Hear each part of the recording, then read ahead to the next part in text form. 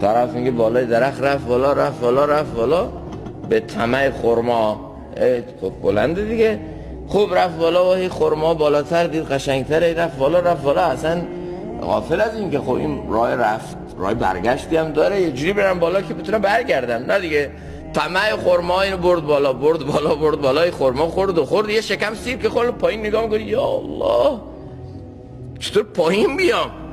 این خرما منو کشون بالا، همون بالا که بود که خدایا سالم برسم زمین. یه گاو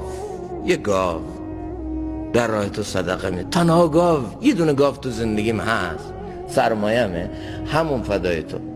بسم الله بسم الله، ترسان لرزان هی آمد پایین، دید نه دیگه، حالا اگه بیفته نمیمیره، تایش همینه که ممکنه یه جاش بشکنه یا خط نخایی بشه.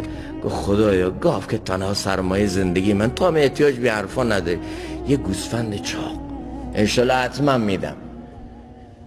بعد یکم بسم الله بسم الله، ترسان لرزان یک مقدار دیگه اومد پایین، بعد نگاه کردید نه حالا اگه بیفته تایش همینه، یه جای بدنش کبود میشه، نهایت فاجعه هم یه جاش میشکنه.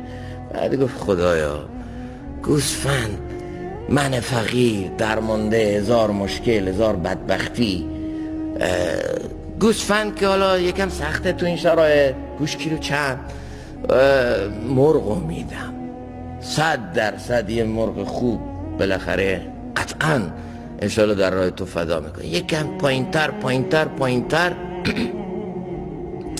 بعد به قول معروف از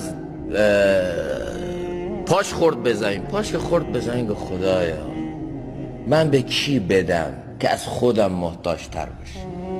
چراغی که به خانه رواست، به خانه همسایه حرامه، خدایا بالاخره تو چه احتیاج به حرفا داری؟ منم که زندگیم همش فلاکت و بدبختیه، رفت جلوتر افتاد توی گودالی، سرش هم شکست، گردنش هم شکست، واویلا شد. بعد گفت خدایا تو سبد تو آوردی که ما ندادیم ما رو به این فلاکت انداختی. ببینید صحبتم اینه که انسان به هر درجه ای از یقین که برسه، اون بالا که بود مرگو داشت با چشماش مشاهده میکرد، حاضر شد گاوش هم بده. یکم پایینتر اون اعتماد به مرگ کمتر شد، خب اون همتش هم کمتر شد، پایینتر که آمد کمتر. انسان هر چقدر آخرت نسب العینش بشه، هر چقدر لقاء و دیدار الله تعالی هدف غایی و نهایی زندگیش بشه، به همون نسبت حاضر در راه الله هزینه بده.